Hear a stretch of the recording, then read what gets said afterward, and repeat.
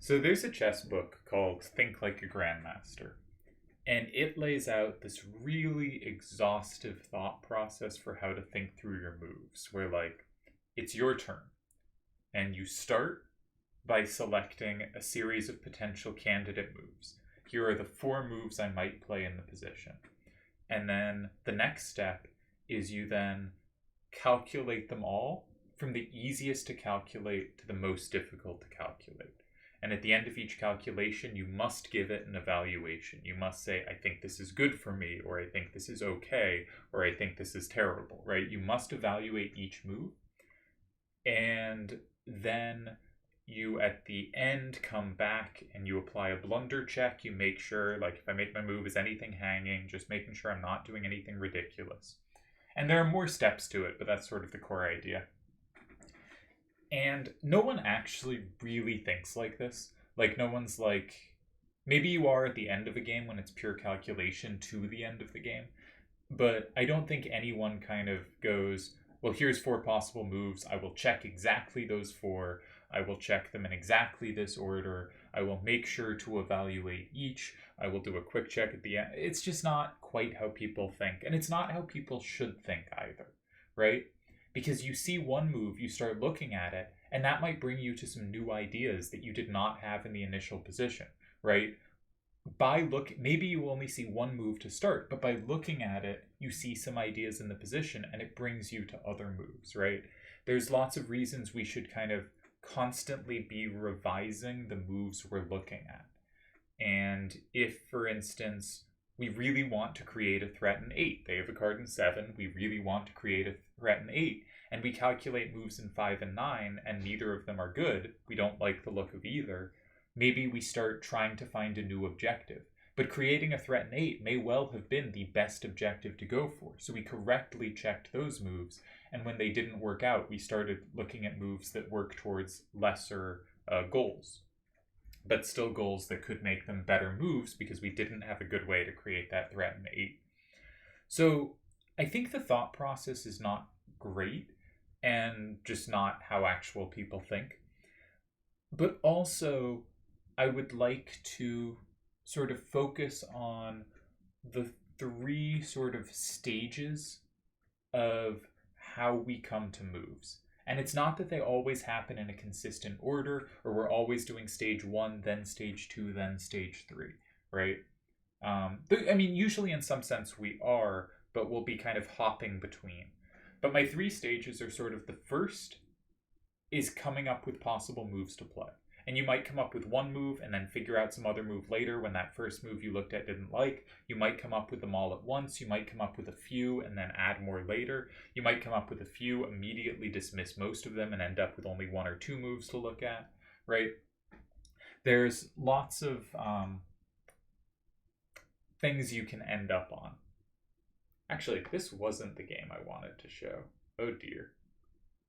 Which was the game? I thought this was an interesting game. Ah, yes, this was the one. Okay. I'll be setting that up, so I'll try to keep talking while putting in the moves, but I don't know if I will be able to compellingly. So let what I've said so far, sink in. But actually, I should say the 3 stages. So in this game, I was the first turn player, and just got to figure out which cards were mine. That was mine, that was mine, that was mine, and that was mine. Okay, and cards he played were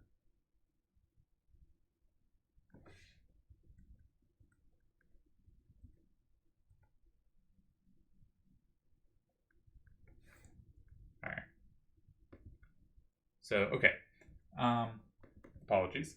So step 1 is kind of identifying moves. At some point, obviously, to start looking at anything, you have to identify moves.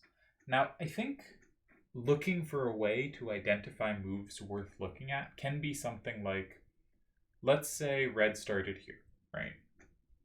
If you're blue, and I know blue doesn't have all their cards, but you might immediately see, I have this square, right? And you're not yet looking at what move you're going to make, you're looking at the dynamics of the position. I have a threat in 4, I don't have a threat in 2. How might I make a threat in 2 to make sure I have their starter covered both ways? Now, here, we could also further notice they don't have a recapture in 2, so actually I am just going to take it, right? So that might be one thing. Like, you look, you think, do they have recaptures? You see they don't in 2. They do in 4. 6, 7, 3, 4 recaptures in 4. Maybe if I capture in 4, they can't recapture in 2. Do I have a capture in 4? And then you find the move, right? You're looking at dynamics of the position leading to you having candidate moves. Or let's pretend they did have the recapture. We might say, I want to have the capture both ways, so I'm going to play something like this. So my 7, 5, 6, 5 has both 2 and 4, right? So we look at the dynamics of the position, and they lead us to potential candidate moves. Do we want to capture? We have an option to do that. Do we want to set up? We have an option to do that. Can we maybe play something they can't take, something safe, a far corner, for instance? Yes, we have an option to do that too, right? So it would be quite easy, even with just the 3 cards in the hand, to come up with 3 candidate moves that all make sense, right? We have these 3 candidate moves. And maybe we don't come to all of them immediately, but those seem like 3 moves worth considering, right? All 3 of them seem like, yeah, I should spend at least a little time thinking about that option. If I can play safely, well, this brings us to step 2, calculation. Calculation also goes along with kind of some pattern recognition or some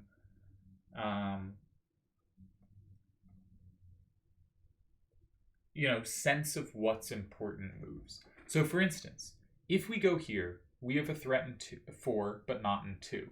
So the most logical thing for them to do, the kind of thing we should assume they might do, is do something to block 4. And then the question is, do we have a follow-up we're happy with? And maybe we do here, right? If you look at this position, maybe a move like this pops out as, that looks really great. My 7, 5, 6, 5 is both 5 and 7. They do have a card for 5, but that same card isn't great for 7, so this can probably work out nicely. They still have no threat in 6. But the second is kind of going to be checking the most likely path. And then the third step is going to be, I think it is really important to assign an evaluation. Because it's so easy to look at some moves and go like, don't love that, don't love that, don't love that. And then at the end, you've hit a bunch of moves you didn't love, you didn't kind of score them any differently in your head, and you suddenly don't know what to do between a bunch of like options you just didn't check deeply enough because you sort of went, that looks ugly, and moved on to the next ugly looking move, which is going to often happen in ugly positions. And so here, for instance, if we look at this move, let's say their main move is here. Obviously, they could put other cards there. Our main move's here. We evaluate this position as, and you can evaluate 2 ways. Or the sort of one way is you reach the end of the game. It's just calculating, what the final score is. If the final score in one line is 6-4 and the other is 5-5, you should take the 6-4, right? But the other is positional understanding.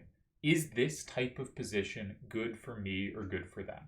And if you could, you calculate out to the end of the game because that will always be more precise, but most of the time you can't. So we're going to need to rely on a positional sense of, is this kind of position good for me or good for them? And I think there's sort of, let's say, though I might add or subtract from this, sort of 3 key aspects to positional evaluation. One is going to be just who is more safe for locked in cards, right? They have 1 locked in. We have 9 locked in. We're conceding 7, but if they take it, we can go in 5 in a way that locks in both 4 and 8. And at this point, we might actually notice it doesn't really, because they actually we set up a combo back if we go there. And so maybe we start dismissing this whole line once we get this position. We realize as we're in the evaluation, we maybe calculate just a little further and notice, oh, this doesn't quite work. Obviously, if we had 2 more cards in our hand, maybe it would, but as is, this doesn't appear to work. So we're going to evaluate this line as, I think it's probably losing because they lock in so many more cards than me. Once they go here, if I can't go 5, they have locked in at least 2 cards to my 1. I cannot lock in a second card, and they're likely to lock in a few more on their next turn when they block 5, right? So they just have a massive lead in cards locked in. So maybe I had another second move here. Obviously, they have different moves than going 7, 5, 6, 1, and 4. But if this is the line I calculated, and I reach this position in my calculation on a pure kind of safe cards count, this looks like it doesn't work to me, right? They just have so many more safe cards than we do that maybe we can survive if there's some miracle. But on just a general kind of positional consideration at this moment, it doesn't look like it works. And so we should evaluate this as probably losing, and what's more, losing to the very straightforward move of just going in the safe square. So losing and little chance to trick our opponent. Now, of course, there might be other follow-ups to our move in 9 that make it very promising or, whatever. But if this is the line we calculated, I think at this point we should say, I think this is a losing move, or at least losing the way I intend to play it, and a bad idea. Because it seems like it gets in trouble against a very logical play on their part, which means it is more likely to be the moves they make, right? If it lost to this move, that seems like a move no one's going to find, so it's relatively fine if it loses to that, because that's just not the kind of move that ends up being played. You still gave me this threat, you gave me lock-ins, right? This is just a very unlikely move to happen. It's a very weird move. If that's the move that beats you, it's much better than if the move that beats you is something much more logical, right? So, okay,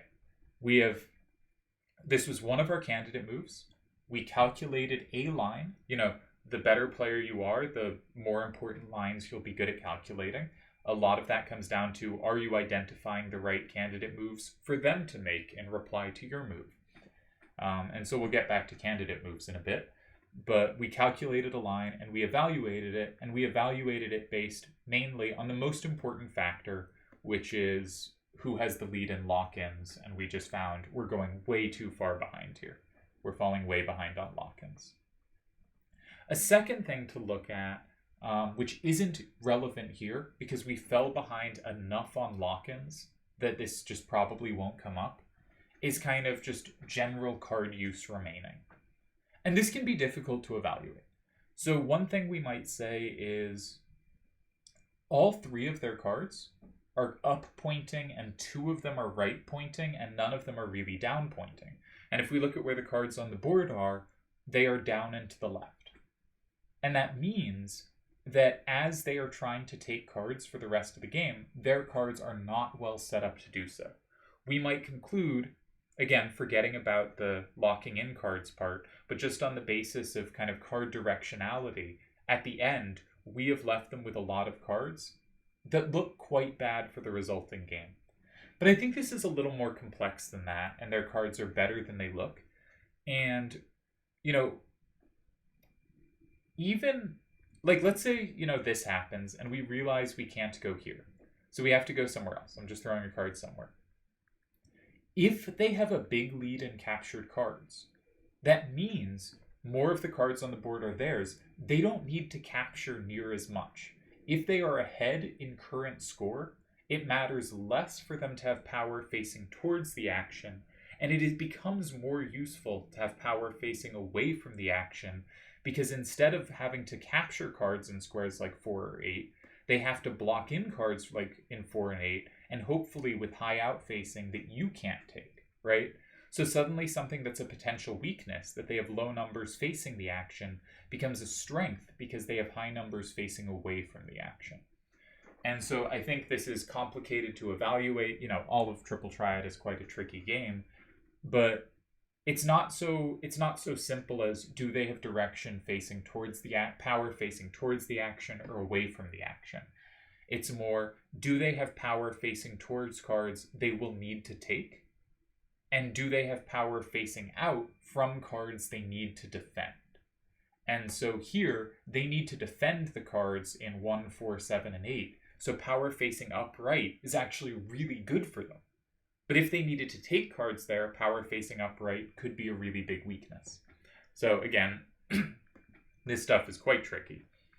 The third thing is sort of latent combo potential. right? Do we have potential to either do stuff or set stuff up, and do they? And here we might notice, for instance, that 6, 7, 3, 4 is a plus and 5. That potentially has some value for them.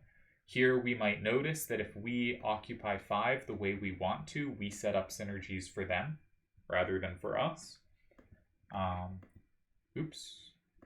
It just crashed on me. I don't think it crashed on you, but we'll bring it back up in a moment for me. So there's sort of combo potential. And then I was going to throw out a fourth, but I've forgotten it now. I know I said 3.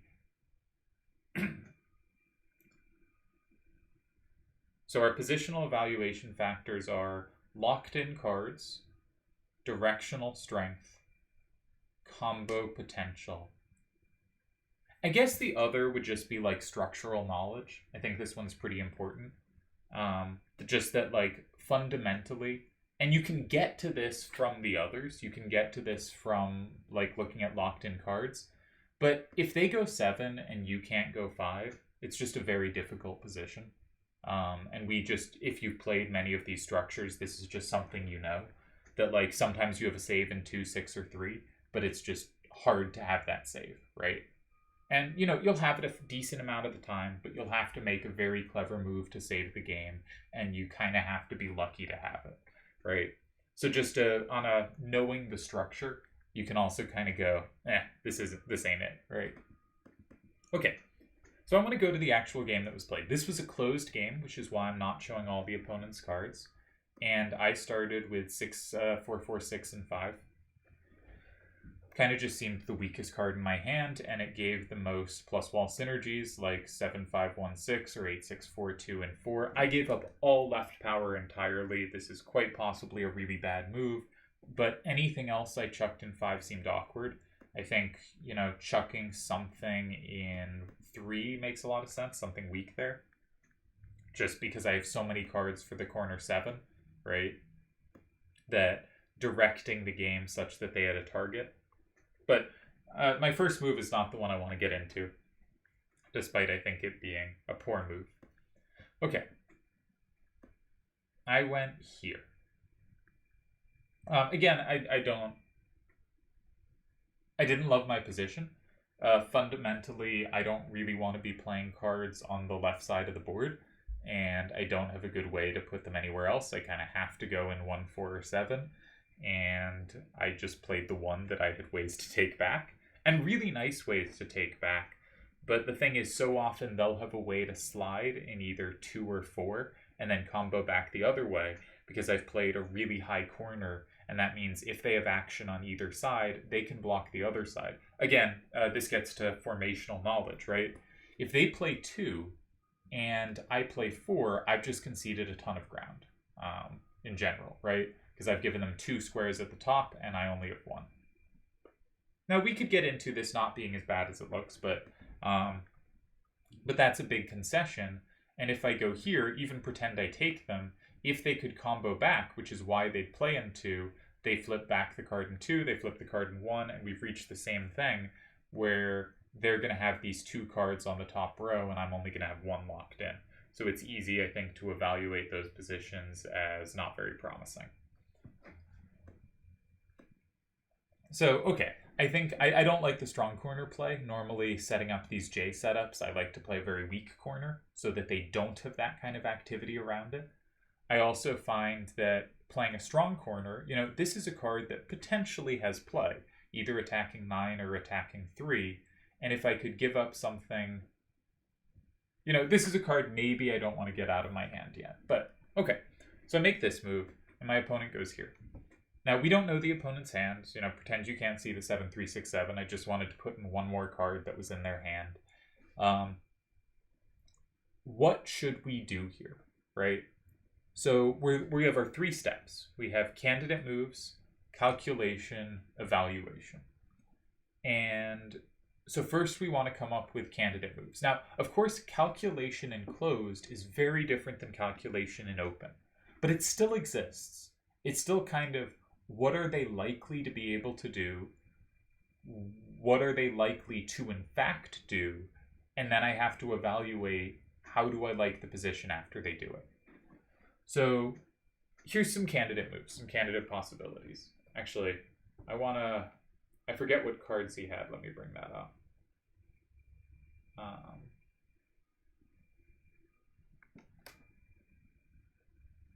So I don't know what the final card in his hand was, but that's okay. Doesn't really matter because we don't have that information here.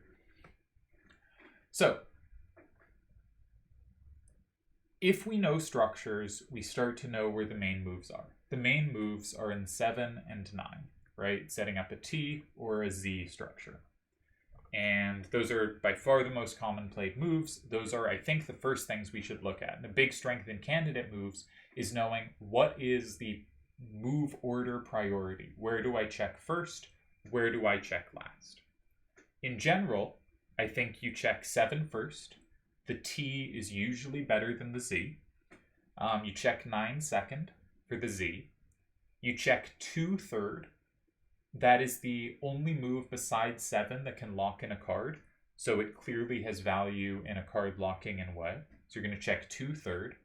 I think you're going to check 8 fourth. 8 has the potential to set you up to have nice moves in both 7 and 9, and you can pair up the squares of the board in a similar way to the T or the Z, but a somewhat less common and usually somewhat less effective way. But 8 is definitely a move you look at. I think you look at 8 fourth. You could argue you look at 8 third. I would argue 2 is somewhat more common to be correct over 8. And you look at 3 last if somehow you get there. But 3 is just like a ridiculous move to make because you often give them 2 and they just have the entire top row and it's usually safe from combos and it's just... Okay, so if anyone has a game where they played a good move in 3, I would be kind of surprised. It's very hard for 3 to not be terrible. And if it wasn't terrible, I would assume something somewhere else was better, right? Even if you can construct a situation where 3 works, I would think that another move would be even stronger. So let's ignore 3. And especially in closed, you are playing against unknown cards. 3 is never going to be right because we are maximizing our odds against the unknown. And 3, if it was to work, would only work in specific punishing a very exact hand. So, okay, we don't look at 3. We go 7, 9, 2, 8. And I think most positions you can kind of come up with a priority order. Formational knowledge helps. But the easiest thing to do if you have no formational knowledge at all, and anyone watching this video obviously has at least a decent amount, but if you had none at all, you could still kind of go, which are the squares with potential lock-ins? 2 and 7. What are squares that kind of pair up the remaining squares of the board? Maybe that's a little more complicated. 9 is a little more complicated to explain why it's a good idea. But just squares that lock stuff in are always going to be pretty high priority. And squares that don't lock things in but give the opponents fewer lock-ins, right? The opponent is going to have at least 1 lock-in no matter where we go. And the thing about 9 is it doesn't give them any second lock-ins, right? If we go in 8, and they go in 7, they lock in both 4 and 7, right? That gives up 2 lock-ins. If we go in 3 and they go in 2, they could lock in 1, 2, and 3. That gives up 3 lock-ins. That's horrible. But if we go in 9, they can only lock in 1 card at a time themselves. You know, if they go in 3, they only lock in 6. If they go in 2, they only lock in 1, right? We will have access to all the other squares it touches. So 7 locks in a card and only concedes 1 lock-in to them. 9 does not lock in a card, but only concedes 1 lock-in to them. 2 locks in a card, but potentially concedes 2 lock-ins to them. 8 does not lock in a card and concedes 2 lock-ins to them. And 3 does not lock in a card and concedes 3 lock-ins to them. So we can see very easily just through a kind of lock-in type count, just that positional evaluation, how I got to my move ordering. Because that almost exactly gives us 7 is the best move, the best potential move. Then comes 9 or 2, but let's say 9. Then comes 2, then comes 8, then comes 3, right? And you can just think about positions, and you don't have to do it in-game because you can have done it all beforehand. And just kind of every position type you can have a move ordering of. And you might think, but there are so many position types. And there certainly are. But if you like to play certain moves, you're going to get fewer, right?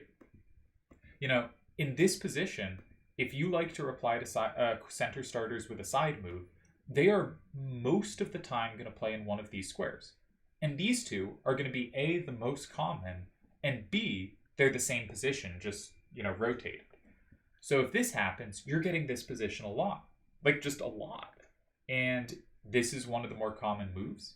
And we can immediately... I guess we've switched to being the first turn player. But okay, let's look at it from the first turn player. You start with a center starter. Every single game you can force a J, right? Against side moves, you can play in the corner. Oops, Jesus Christ, I'm clicking all the wrong things on my screen. I don't need TextMate to be open. No, I do not want to download the latest version. Okay. If they reply with a side, you can play a corner. If they play a corner, you can play a side. Either way, you have the J. A common move in the J is going to be going here in what I call the T square, because it is a move that allows the T. And this is just a common formation. And depending on what you play, you will get certain formations more or less than other players. But you should get used to the formations you get and kind of have a priority list in all the common positions. And that doesn't mean it has to be written out, but in your head, a kind of check 7, check 9, check 2, check 8, check 3. Never check 3. 3 is terrible. So, okay, let's start thinking about moves. We can go 7. We can go 7 either capturing or not capturing. Now, if we don't capture, we've locked in a card for them. And my intuitive positional evaluation, let's think about it. Let's use our steps. 1, who has locked in more cards? They are to move, and they have already locked in a card and we've locked in none. On that front, it seems really bad. Directionality.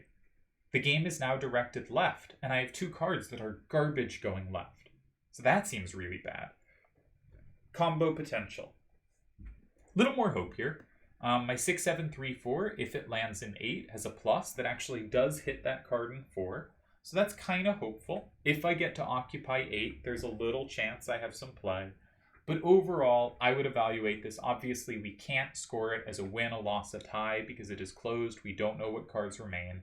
But I would evaluate this as I'm probably going to lose this game. They're ahead on cards locked in, and I have really bad directionality, and I would need a lot more combo potential for me to evaluate this as good. So I think this is very bad.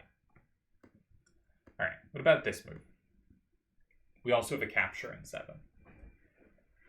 On lock-ins, we've sort of locked in the first card, but because combo is on, we really haven't. And I'm assuming they have a combo in 2.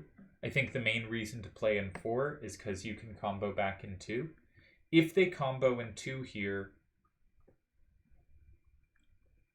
how do I evaluate this, right? If they don't combo in 2, if they go 8, I can block 2, and I'm probably in pretty good shape. If I block 2 after they go 8, I have the card in 1, I have the card in 2, I have the card in 4, I have the card in 5. Even if I have no captures from 3, that's already going to be 5 cards, and so I'm already getting at least a tie. So if they don't go in 2, I'm pretty confident I'm tying or winning. If they do go in 2, pretend this combo stuff. One thing to note is I do have this combo here. So if they flipped 1, 4, and 7 with a combo, this would combo back 6, 5, 4, and 7.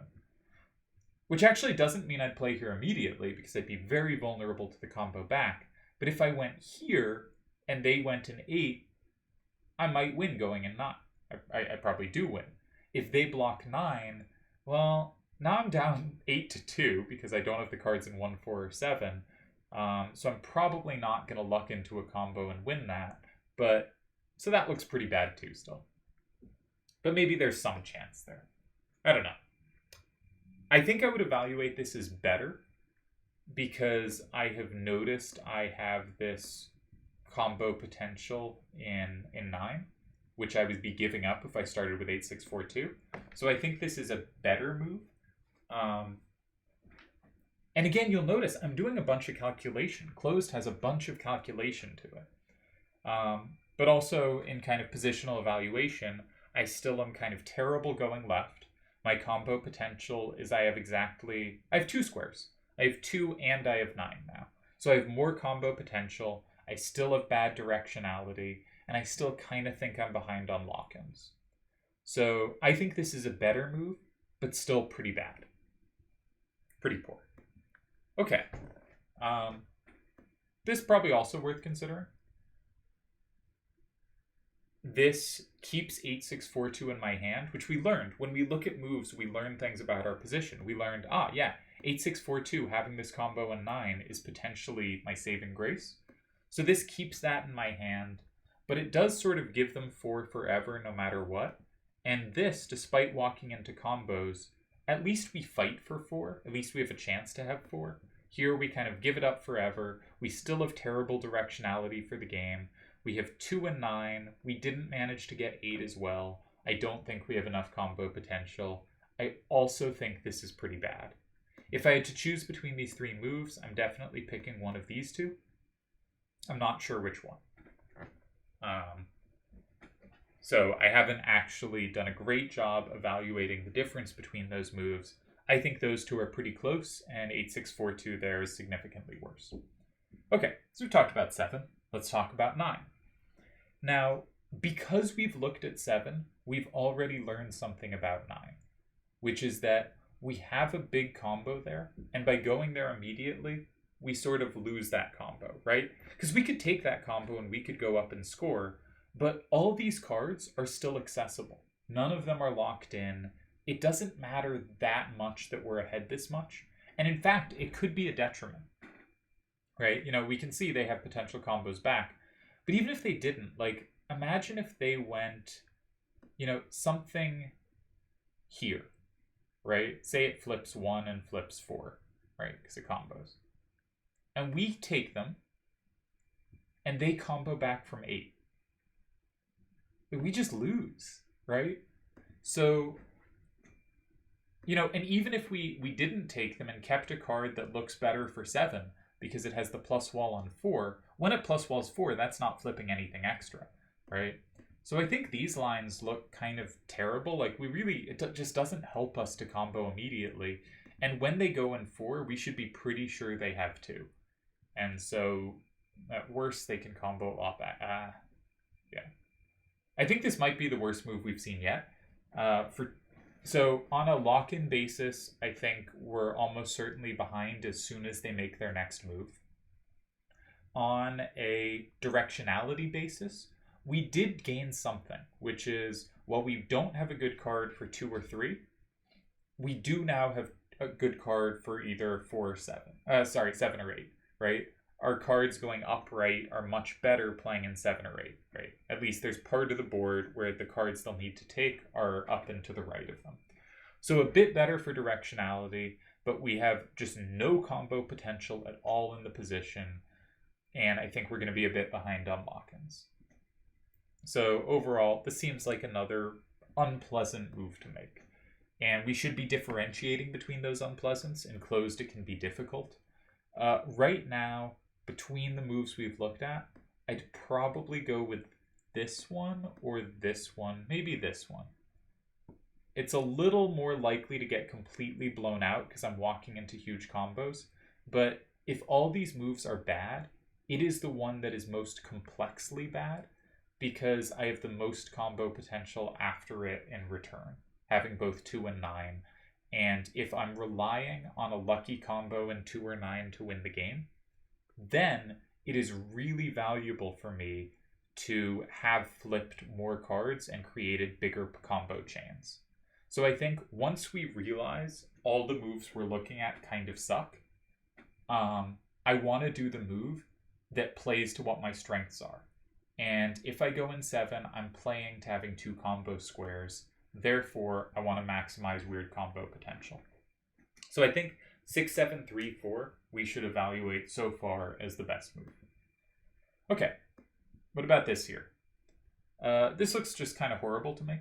We know 6, 7, 3, 4 is our best card for the bottom row. It's the only one that has access to 4. I don't see what it gains. We now only have a combo square in 2. I'd evaluate this as, what's the point? Seems a little better because it keeps better cards in my hand, but I still have nothing for 2 and 3.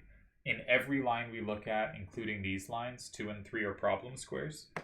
If I get to land 8, 6, 4, 2, and 2, that's great. But if I say, if these squares fill up first and I've held my card that's good in 2 for either 2 or 3, well, it's never going to be, 2 is not the square it's going to land in. It's going to land in 3 and be terrible. It's really nice to have a card that is, anytime there's these paired squares we create, to have a good card that is good in either one. And so, 6, 7, 3, 4 is pretty good in both. It obviously has a lot of play here. And if it goes here, at least it's hitting 2 of the cards pretty decently, and thus has some plus potential against the third. 4 is a low number, but it can also flip 6s. So it is some hope here. Okay. So I've looked at 7 and 9, and my favorite move is this, and I feel it is complicated but bad. And this means if I have time, I should definitely keep looking, because I'm not happy with my options in 7 and 9. So I now want to look at 2.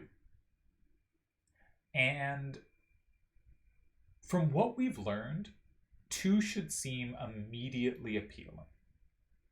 1, we lock in a card, and 2, we get rid of that top row where our cards always play so badly.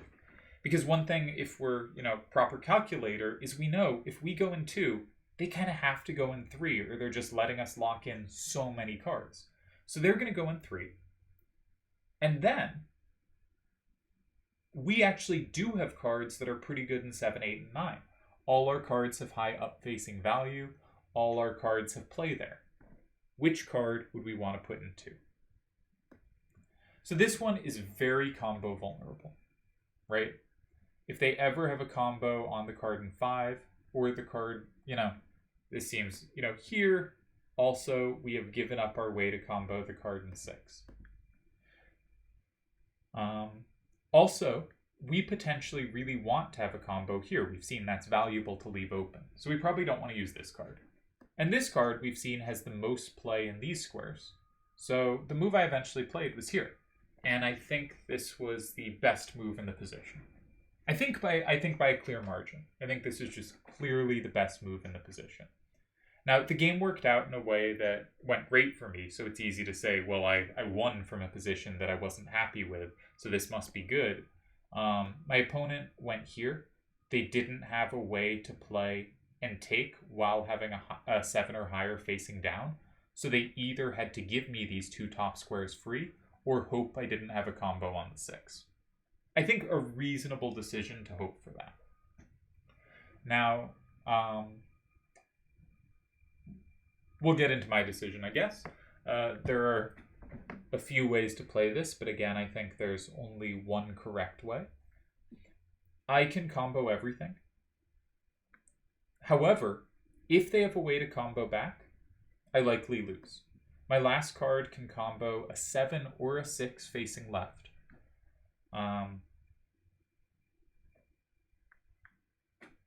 So I think this is good winning chances. Being able to, you have 2 cards to plus a 2 gap. It is certainly less likely, significantly below 50% that you have the plus here.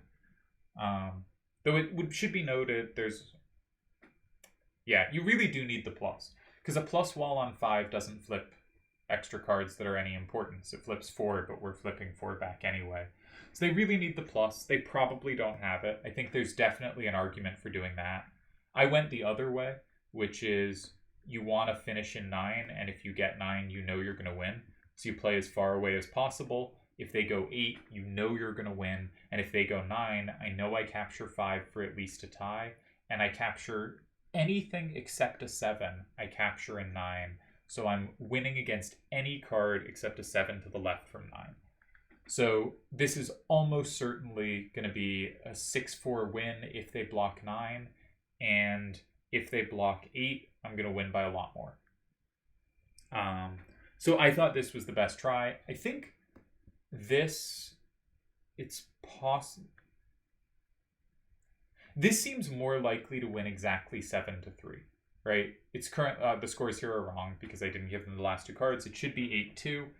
If they go in 8, they're almost certainly able to take both. I'm probably not going to combo them, but I will probably take them, giving me a 7-3 win.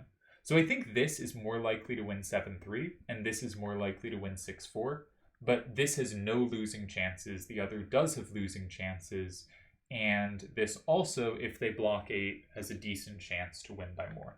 So I think this was the right way to go. Dalamar smartly blocked 9 in this game, and I ended up winning 6-4. But I wanna go back to this as the critical decision, because I think it shows a bunch of things. On the candidate moves front, we have to get to the move in 2, right? And I think some people would not throw a wide enough net to consider 2. I think there are some people that would only consider 7 and 9. You know, and you may be a person watching being like, I check 2 first, or that's the square I'm most likely to play in, or I only check 2 and 7 here, in which case 2 does not seem that hard to check. But I think in general, you should check 7 and 9 first, and some people will stop there before they get to 2. And I think the kind of count of lock-ins versus lock-ins conceded is the easiest way to just figure out what the main squares in any position will be. It is not always right, but it is a pretty good approximation that kind of anyone can do, I think. So 7, 9, 2 are 3 squares. We had to get to a move in 2. And 2 solves a lot of problems on the other front. In basically everything we looked at, we're falling behind in lock-ins.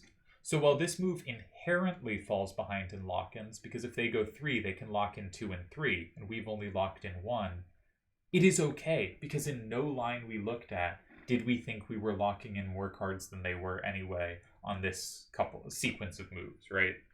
So that's fine. On the lock-in front, it's a negative, but every other move had the same negative. On the having cards that have directionality towards the game, this really fixed all our problems, because due to my potentially terrible play so far, we have 3 cards that are all facing upright. We need the action to be upright oriented. And any move in 7 or 9, 7 especially, the game's just horribly directed for my cards. 9, I have some play in 7 and 8, but very little in, 3 is just a dead square for me, right? Here, I force them to block 3, I get 2 and 3 out of the way.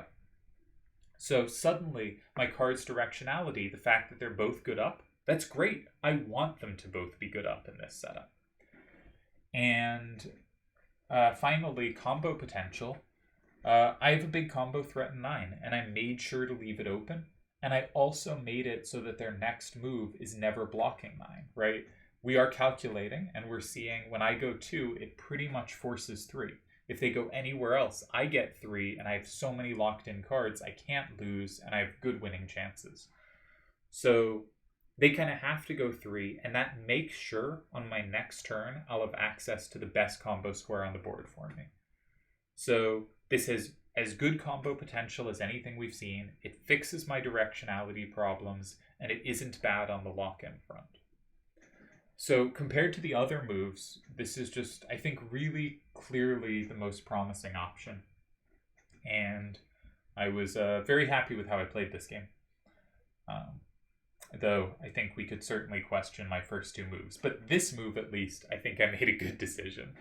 And close is tough, and open is tough. But I think this kind of works for both. And closed is, in fact, in some ways a better example. Because in closed, let's pretend this move was brilliantly winning somehow, right? Just a brilliant win. They don't have a way to occupy 2 that isn't vulnerable to the combos. I need 8-6-4-2 to combo in 9, pretend this comboed everything, and I need to hold 6-7-3-4 to punish their reply in 8, and somehow 7-5-6-1 and 3 is the only win. Miracle win, given their hand. In open, maybe you can find this by seeing all the specifics. But in closed, you don't know their hand, and on average, this move sucks really badly. And so if you happen to play it and it happens to work, then you rolled the die and it rolled a 6 and you win on a 6, but you lost on the other 5 numbers. That didn't make it a good decision, right? So in closed, usually, if you identify the top 3 squares in a position to play in, like say we identify here 2, 7, and 9, such a huge percentage of the time, one of those moves is going to be best, or at least the best move in one of those squares will only be like a tiny bit worse than the best move somewhere else. So you really don't have to check that much farther. I think like if you identify, here's the top 3 squares to check, you're doing good. If you have time to look at those moves and think about them well, and you just check 3 squares, that is a-okay. It's maybe some starting positions, but in general, if you identify 3 squares you can play in, and you identify those well, those are the 3 key squares, especially in closed, you're doing great. And I think even in open, this is kind of underratedly effective if you just check the 3 most useful squares. So, okay, we've come up with our candidate squares. Now, candidate squares is different than candidate moves, right? We know it's going to be 2, 7, or 9. Those are the top 3 squares in this position. How do we know that? To repeat myself, we can look at them and think about lock-ins. 7 has the potential to lock in 4 and doesn't give up any extra lock-ins to them. They can lock in maximum of 1 card and reply. Most moves concede more than 1 lock-in. 9, we concede 1 lock-in. We don't lock in any ourselves. 9 is a bit worse than 7 because 7 had a lock-in, and they both concede the same number of lock-ins, but 7 had an extra lock-in for us. So 7 better than 9. 2 locks in 1, so it does have a lock-in, which makes it seem better than 9, but concedes a double lock-in for them, so seems pretty balanced with 9. And 8 is terrible comparatively, no lock-ins, and gives them a double lock-in. They can lock in 4 and 7, and 3 is just abysmal because they could triple lock in, and we haven't locked in anything. So again, pretty easy if you think a little about a position, and pretend it has no combo on for figuring this out. This is easier to figure out without considering combo. When we're actually calculating, we will include combo, but we're just trying to figure out what the most important squares are. I think you can do it and imagine the game is non-combo, and that will make it easier to figure out. Hence why I play the always captures game as a good theoretical exercise. Okay, 7 is better than 2 or 9, but 7, 9, and 2 are the 3 squares we look at. Which cards to put there? Well, which cards are going to evaluate best later, right? What we're going to want is we're going to want to maximize lock-ins. So if we didn't think they could combo our card in 1, then suddenly this move might be the most appealing because it would lock in the card in 4. If we pretend the card in 4 had an 8 up, so it was just locked in, then this move would jump to being really appealing instead of quite unappealing. So 1 is lock-ins. And lock-ins is just the basis of triple triad. So of course it is the most important factor. But 2, and the others can add up to be more valuable. It's just on average, it's the most valuable. 2, what's going to give us the best directionality? All our cards are upright, face upright. So which squares do we want left open, right? Well, we want 7 left open. We want 8 left open. Maybe we want 9 left open. Maybe we want 2 left open. We really don't want 3 left open, but we also know we can't play in 3. So that would lead us to want to play in 2 or 9 because those leave the most squares that we do want to play in left open. Combo potential. Well, we have a combo in 2. We have a combo in 9. We have a plus wall in 7, but it basically just acts as a capture. So our only things with potential combos are in 2 or 9. The 9 combo hits a lot more cards. And the 9 square naturally lands in pairs with squares we're happier playing in, right? In this position, would we rather have our, we play something here, they have to go. But something like this, where we have our last card left for 2 or 3, is just terrible because it's probably going to land in 3 and it sucks there. While if we compare to this, our last card left for 8 or 9, in either square it has at least 1 capture. It has a lot more promise there. We want the bottom row left open more. 9 is a bigger combo anyway, so we would rather leave 9 open than 2. So on a directionality front, we wanted to make sure 3 was blocked and leave 7 and 8 open. On a combo potential front, we really want to leave 9 open. 9 is our best combo square. So once we add these together, it becomes pretty clear 2 is a really good square to block, especially because it forces them to block 3, and we're left with squares. We still have our best combo square. We have turned our cards from being garbage into pretty powerful. And even on the lock-in front, once we start looking at this position, it's not worse than any other moves. So I guess what I'm trying to say is, by understanding lock-ins and by denying the opponent lock-ins, we can figure out what are the, say, 2 or 3 squares that are most likely to be good for me. Once we have those squares, we have a bunch of moves we could play there. And we should evaluate those moves kind of on, do these lock in more cards than other moves? You know, if this locked in 4, it would be a lot better than something like this. Because of combo, it doesn't lock in 4, and thus I think it's probably a worse move than this. But you could see how it could go either way depending on the lock-ins. What helps the directionality of my cards? I did a video of talk to your cards, but, you know, where do my cards want to be? All of them want to land in the bottom left, and as close to that as possible. So I'd like to leave those squares open. When you have cards that are more varied in directionality, you have more options on this front, and it can be more complicated to figure out.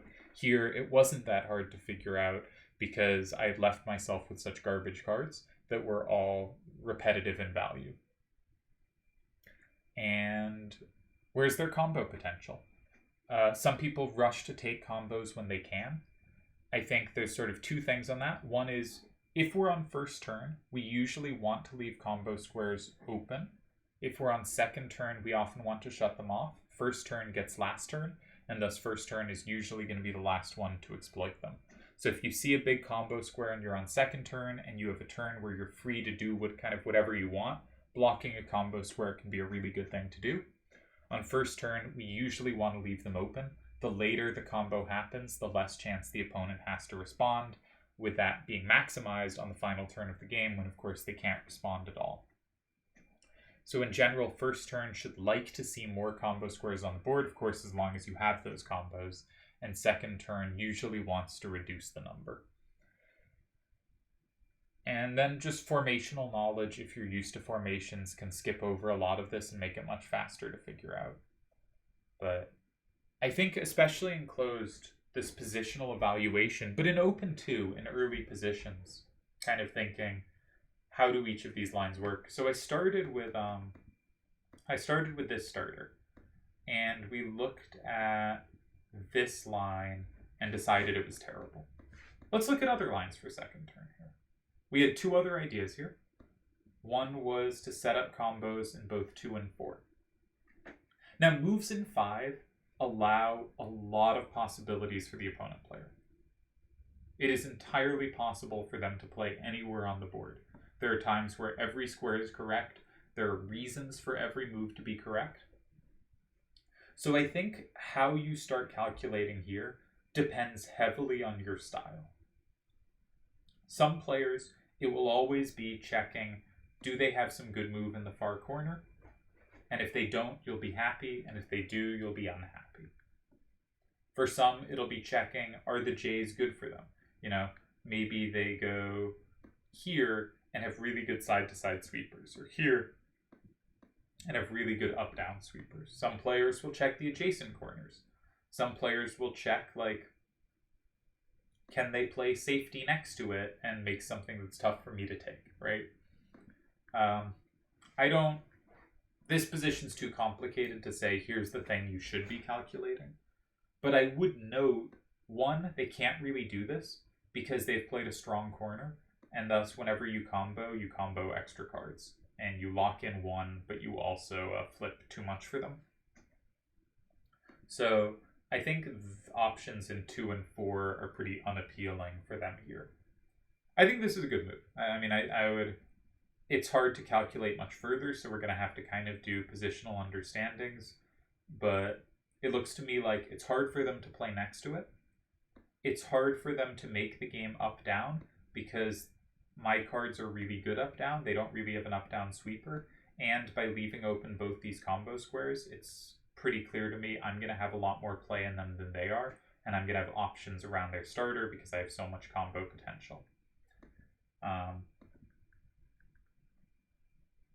So to me, this would kind of look quickly like, yeah, this looks good. This looks promising for me. Any center move against a corner is going to be, I'm going to evaluate as somewhat unclear because they're a very complicated option that can swing different ways. But I like this. I would be happy with this. This would be a move I would be happy to make with what we've looked at. Well, this was a move that looks good to me, but the line we checked, and again, there could be a million other lines to check, but the line we checked ended up being so bad that I would shy off this. Finally, we can capture. I notice they have no capture back. Now, here, for the calculation, we need to know where are they most likely to play. And the most likely square is the lock-in of 2, but they have no lock-in in 2. The next most likely move is 7, because 7 can have a high enough number facing out that it can be safe. So they have different options in 7. They could capture, but they could also play safely. I suspect, on average, the safe move is the better move. Here, we don't know what else is in the hand, but we're probably doing okay. Right now, we don't have a great L because we have limited cards in our hand, so we can't set up a double capture in 5. But presumably with any other cards in our hand, it would not be that hard to set up an L here. This is likely pretty promising. So I'd feel good about this move too. And then you'd want to know what the other cards in our hand were. But either of these moves I could see being a very good move. And of course, this move with the other cards in our hand could be too. But I just wanted to explain that, if you calculate a line and it looks really bad, maybe don't make the move, right? Okay. So, a lot of babble, but 3 themes was... I guess, I will start a new ending wrap-up, which is some players will be weaker on candidate moves. And that can come in 2 forms. It can either mean... Well, the most obvious is they're just checking the wrong squares, right? We had... what was our game? We had this position, and, maybe someone's spending a lot of time checking 8, right? And that's just a mistake. You should be spending your time primarily on 7, 9, or 2, and if you're spending your time on 8, it's not that 8 is terrible, but if you're playing 8 here significantly more, as anywhere near as much as you're playing 7, 9, or 2, you're just losing value. It just can't be right to play there that often, right? If you're playing an 8 6% of the time, maybe you're perfect. But if you're playing an 8 25% of the time, something's wrong. There's a mistake being made. So it's not to say moves in 8 are inherently wrong. It's saying players that regularly spend a lot of time checking 8 are making a mistake. And that's a big difference, right? 8 can be a good move and can be the best move, but 8 should be far enough down the priority list that if you're spending significant amounts of time checking 8, you either are playing 9-minute games or you're just not checking the more important moves as much as you should. And so you're going to end up playing there too high a rate of the time, and the correct rate is going to be pretty low. So one thing is you can just be checking the wrong squares. And connected to that, your candidate move list can just be the wrong moves, right? You can just have looked at all the wrong moves and not checked the right ones. Again, I think finding the key squares by which squares are going to be best on a lock-in and lock-ins conceded from is a good way to have a sense of where you should be spending your time. More interestingly, though, there are, I think, players who check too narrowly, right? The kind of, I will check 7 and 9, but I won't check 2. And if you find that if you think about your games and you've reached this kind of position and you find 100% of the time, thinking through past games, you think you've played in 7 or 9 100% of the time, and you do not ever consider moves elsewhere, then you're probably throwing too narrow a net. Now, 7 and 9 are strong enough that in most positions, in many positions, in 2/3 of positions, you may well be making the best move. But I think you are losing some value by not also checking 2 and maybe 8 as well. So there can be people who, I don't know if this is actually true of him, but I noticed a streak of Tezuka games, and Tezuka is a very, very good player.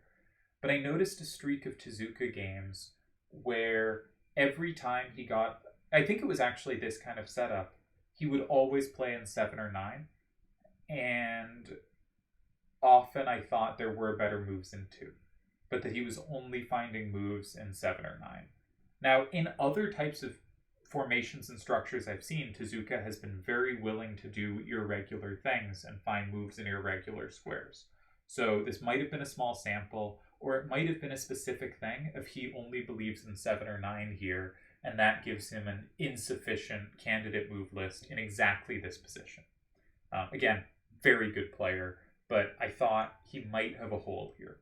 That in these setups, he throws too narrow a net. He too consistently plays in 7 or 9. That, over something like 10 games, it was 100%, and I thought in some of the positions 2 looked promising. There might have been a missed win or something, but it seemed to me like this was something where alternatives were just being, the candidate move list was too small. Then there's the one where it's too wide, right? And people are going to spend time like, what if 3 works, and spend a real amount of time there.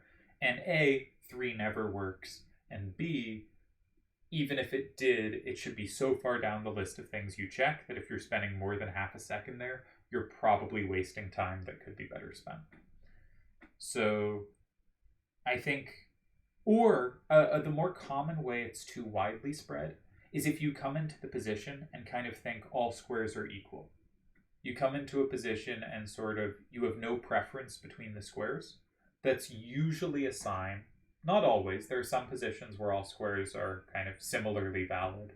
But in most positions, in a huge majority of positions, there should be a very clear priority list, and you should be drawn to certain squares over others.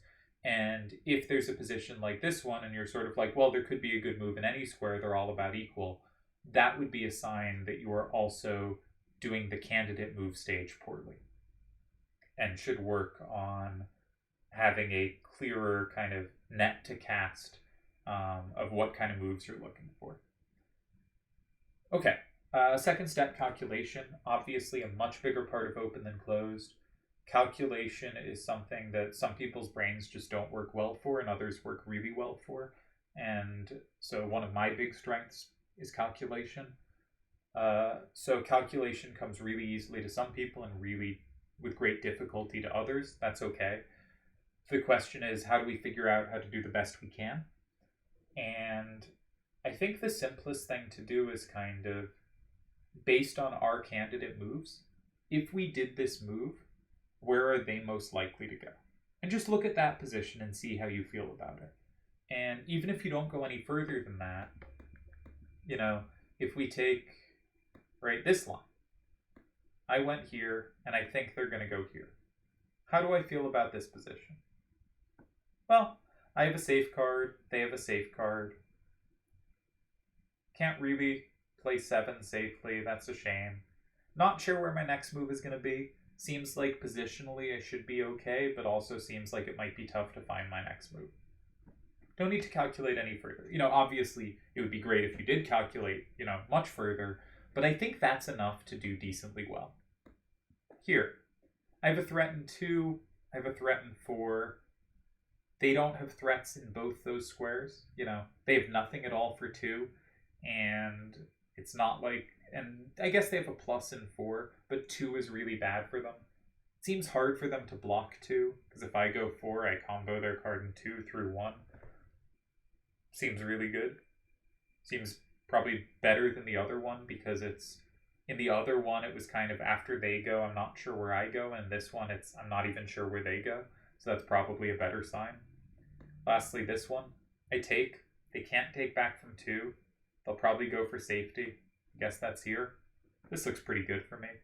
My card in 1 is safe. My card in 4, they only attack one way, and maybe I have combo potential back against that at some point.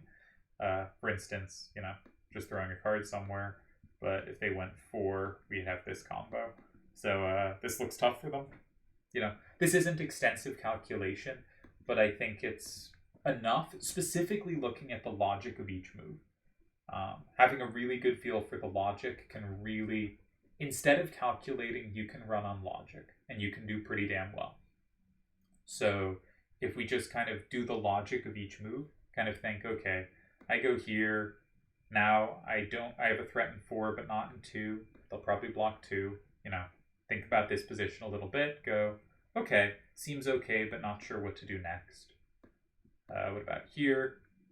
All right, seems like it's hard I'm probably going to play 4 next. Seems like it's hard for them to, block my pressure. If they block 4 or 2, I play the other one. Seems good. The logic of it seems like I'm going to get to lock in a card.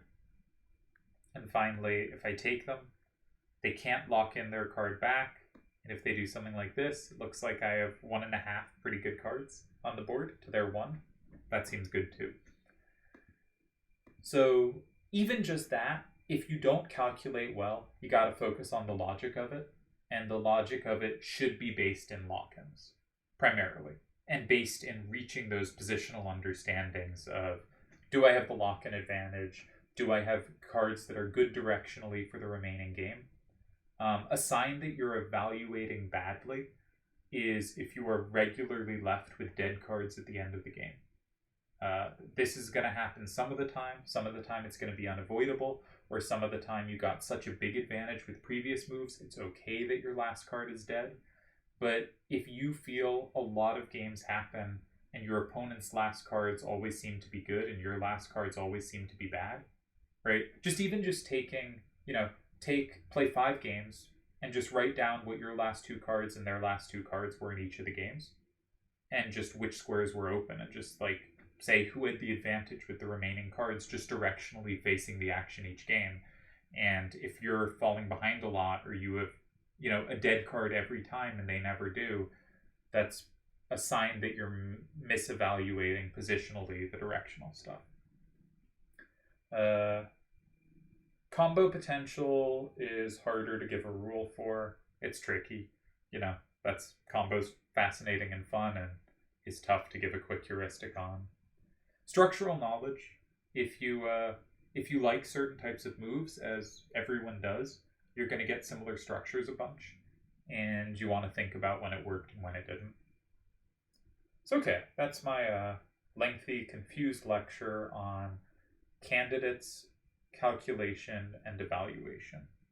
And I think if you want to improve at candidate moves, for most players, that's going to be in each position saying, here's the 3 squares that are likely to be good, and just making sure you check those 3 squares. And not minding if you don't get to some other weird possibilities, but just making sure if there's something good in the best 3, or if that's too many, the best 2 squares, being able to identify what are the best 2 squares. And if there's a structure you have no idea, send me a message. What are the best 2 or 3 squares, and just making sure you never miss anything in those squares. For calculation, doing more calculation helps, practicing doing it. If you watch my videos, you see me constantly calculating lines. But let's say calculation isn't for you, then you got to work on the logic of it. And the logic of it has to say, not just if I do this, it flips that's good, but if I do this, where should they logically be looking? What is their most likely candidate move? And then, how do I feel about the resulting position? We don't have to calculate deeply to be very good players, but if we don't calculate deeply, we really need strong logic. And finally, evaluation is going to be sort of on the 3 main positional factors of lock-in, safety, security, whatever you want to call it. How does the move look on that front? Directionality. do your cards have remaining utility and use for the rest of the game? And combo potential. And the moves that do best on those fronts will usually be good moves. And so even though most of the time most players won't be able to calculate to the end of the game, you're going to have to be able to say, is this move promising or is it not promising, and why? And you might say, I hated a lot of moves, but at least this move directed my cards correctly. And you might say, I hated a lot of moves, but at least this locked in a card. And you might say, I liked a lot of moves, and they did well on the lock-in and directionality front, but this left me with the most combo potential for later, right? Any kind of version of this. But there should be something that your move does better than other choices. Or, maybe it's solid on all fronts and that makes it overall best. But if you're not calculating to the end of the game, we got to evaluate. And that evaluation is going to come from, candidate move into the logic of it, into we get a resulting position. What do we think's going on? How do we evaluate that? So, voice is dying. That's okay. I hope this was interesting. I really thought it might be a fun topic, and I thought it was interesting as I was saying it. I know I repeated myself a lot and said some certainly similar things to things I've said before, but I think it's a very interesting conversation.